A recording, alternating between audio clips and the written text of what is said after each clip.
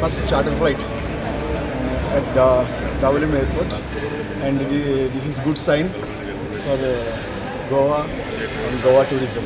We are looking forward to a good season.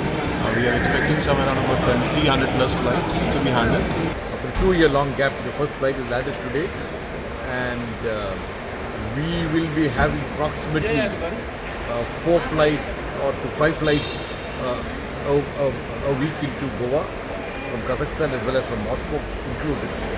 And together we would do around approximately 120 flights this particular season.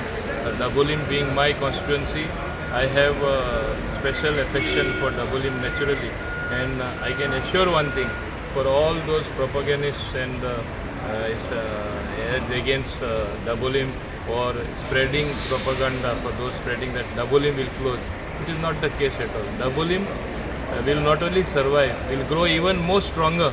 We can't go backward. Today it is modern times. There is a digital footprint everywhere, like it is there in shopping. Can you close the showrooms down, or they can say stop buying on the app because you have some wonderful showrooms which have come up? No. Both work means both we will be existing, and we have to move according to those particular times.